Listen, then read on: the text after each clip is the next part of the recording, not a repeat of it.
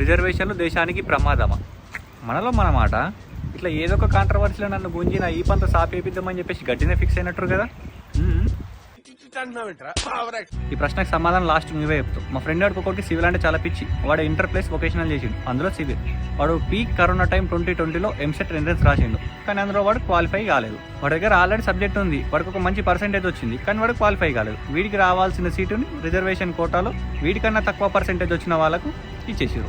ఇప్పుడు ఏంది, సబ్జెక్టులు ఎన్నోడు వాడు వాడుకున్న దిమాగ్ చదువుకొని బయటకు వచ్చి ఒక రోడ్డో బ్రిడ్జో డ్యామో కన్స్ట్రక్షన్ చేసిండు అనుకున్నాం. కట్టిన వారం రోజులకే బ్రిడ్జ్ కూలిపోయింది, వేసిన వారం రోజులకే రోడ్డు లేచిపోయింది, సంవత్సరానికే డ్యాము కూలిపోయింది, కొన్ని వందల మంది చనిపోయారు. అప్పుడు మనోళ్ళే అంటారు ఇట్లాంటి వాడిని శిక్షించాలని చెప్పేసి.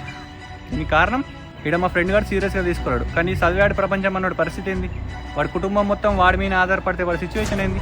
మరి ఇదంతా వ్యవస్థలో ఉండే పెద్ద మనుషులకు తెలియదా అంటే వాళ్ళకి తెలియకపోవడం, వాళ్ళకి బాగా తెలుసు. మనమంతా యూనిటీగా ఉంటే సంవత్సరానికి ఒకసారి ప్రభుత్వాన్ని పీటలు దించవచ్చు, ఎక్కించవచ్చు.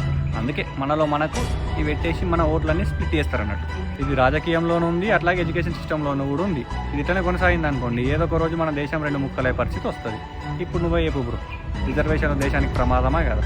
ఇంకోటి, ఇప్పుడు నేను రిజర్వేషన్ల టాపిక్ మాట్లాడినా అని చెప్పేసి కొందరు అనొచ్చు, మీ ఆస్తులన్నీ జాతీయం చేసేయండి, సమానంగా పంచుకుందాం, అప్పుడు రిజర్వేషన్లు రద్దు చేద్దామని చెప్పేసి అంటారు.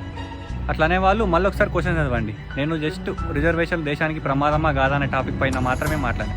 చివరిగా ఇంకొకటి, ఎప్పుడైనా ఈ రిజర్వేషన్ల వల్ల ఒక్క మార్క్ తోటి గవర్నమెంట్ జాబ్ పోయిన వాళ్ళ ఫేస్ ఎప్పుడైనా మీరు చూసిరా?